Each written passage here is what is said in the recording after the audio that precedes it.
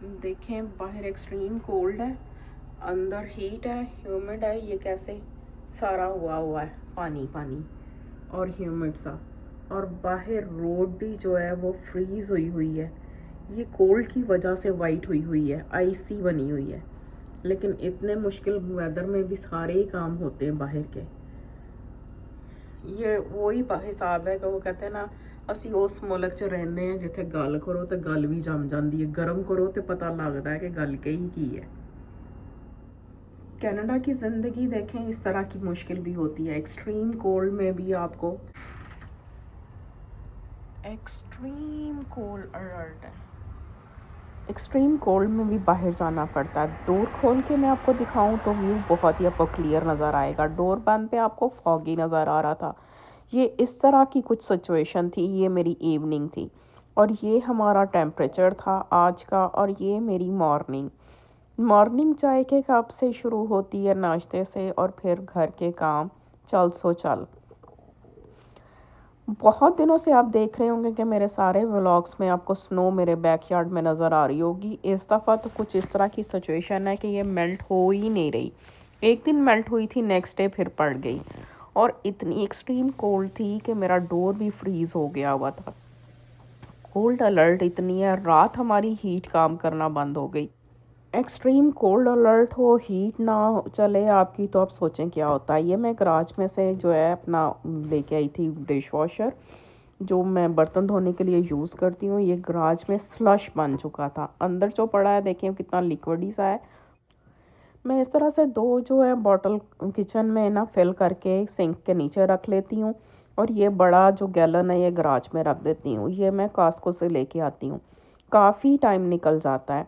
और एक soap dispenser जो है मैंने ऊपर सिंक के साथ रखा होता है। सिंक वाला मैं नहीं फिल करती क्योंकि मैंने देखा है कि वो नीचे बहुत लीक करता है, बहुत मैसी सा हो जाता है।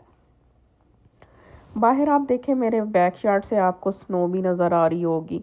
हमारी स्नो मेल्ट ही नहीं हो रही। और इतनी स्नो में आप सोचें कि किस तरह से आप जो है परेशान होते हैं। ये देखें कुछ इस तरह की सिचुएशन है ये मेरी मॉर्निंग में।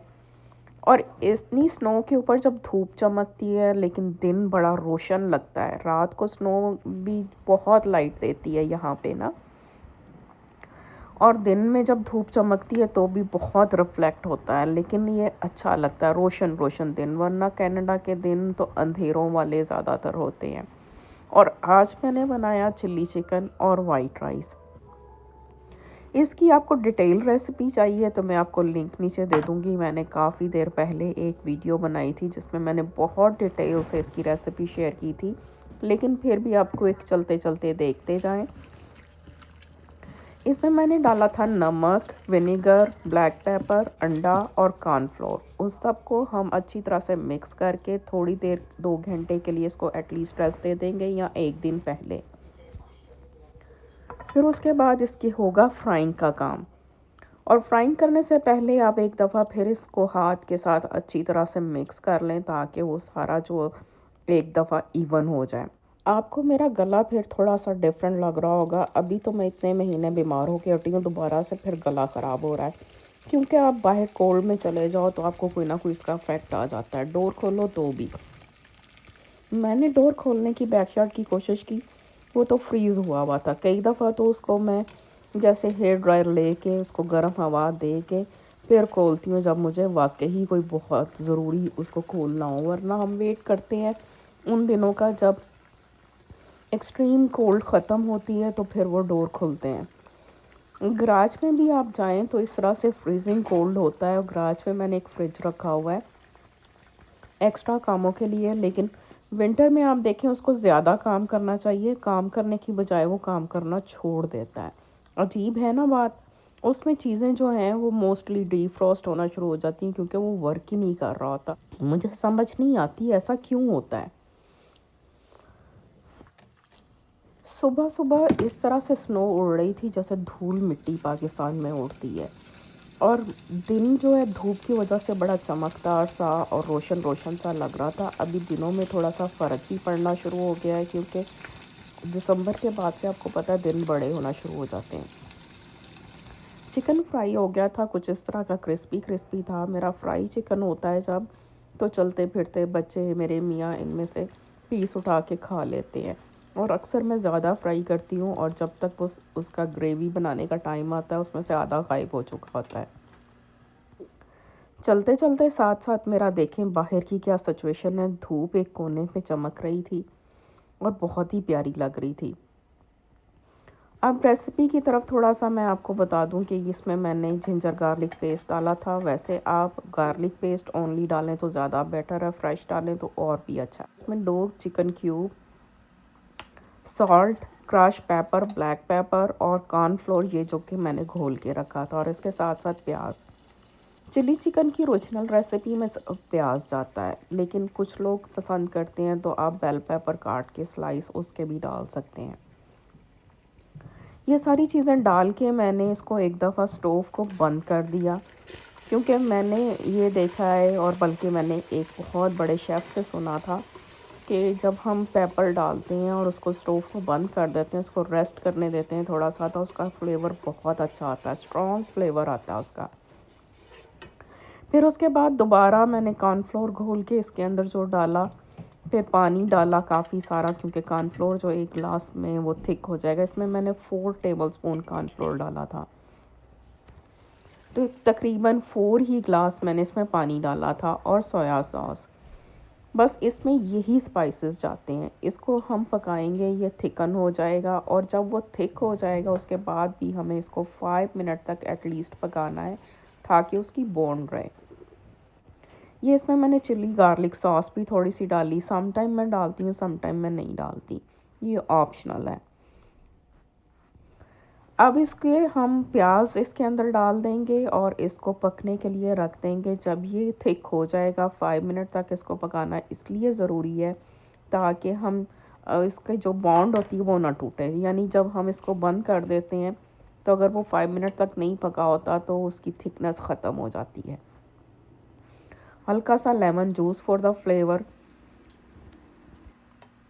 जब ये बॉइलिंग पॉइंट पे आ गया उसके बाद मैंने इसको 5 मिनट तक पकने दिया, इससे पहले कि मैं इसमें चिकन शामिल करूं।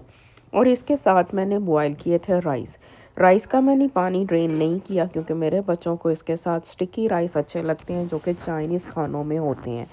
हम वो चाइनीज़ राइस तो नहीं मोस्टली लेके आते, बासमती राइस से ही मैं उनको ऐसे राइस बना देती हूँ। इसमें आप कोई सॉल्ट या ऑयल वगैरह ना डालें, तो ये बिल्कुल स्टिकी राइस बन जाते हैं। आपने लेना है चिकन और लो, मैंने फिर डालना और ले लो, ये लो। आप लोगों ने नोट किया कि आइसी वेदर में आइस ही मुंह से निकलता है। राइस की बजाय मैं कह रही हूँ आइस, क्योंकि बाहर इतना फ्रीजिंग कोल्ड है। हमारी तो जो है रोड भी वो आइसी सी हो गई है, वाइट हुई हुई है बिल्कुल। तो मैंने जब इसकी ग्रेवी अच्छी तरह से पक गई एक पॉइंट तक, उसके बाद मैंने इसमें ऐड किया था अपना सारा चिकन, और ऑनियन मैंने उससे पहले ऐड कर दिए थे ताकि उसका हल्का सा फ्लेवर हो। ज़्यादा ऑनियन को नहीं पकाना ताकि उसकी क्रंची न। जब ये रेडी होने के करीब हो तो इसमें आप फ्रेश जो है सब्ज़ प्याज कट करके डालें। मेरे पास सब्ज़ प्याज फ्रेश नहीं था, मैंने इसको काट के फ्रीज़र में रखा होता है, क्योंकि आपको पता है ये बहुत जल्दी ख़राब हो जाता है। मैं 5-6 बंच लेके आती हूँ और उसको काट के फ्रीज़र में फ्रीज़ कर लेती हूँ, ताकि मुझे जब ज़रूरत हो मैं उसको यूज़ करूँ।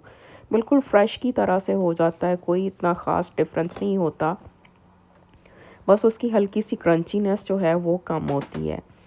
तो मैं ज़्यादातर ऑमलेट में यूज़ करती हूँ या इस तरह के कुछ खानों में, तो इतना कोई फ़र्क नहीं पड़ता।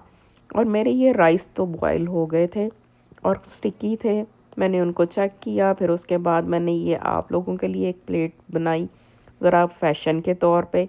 इसके ऊपर तिल छिड़के आप सर्व करने के टाइम आप डोंगे में डालें, डिश आउट करें, या जिस तरह से भी आपने करना हो आप इसके ऊपर तिल छिड़कें, तो ये बहुत ही खूबसूरत इसकी एक लुक आती है।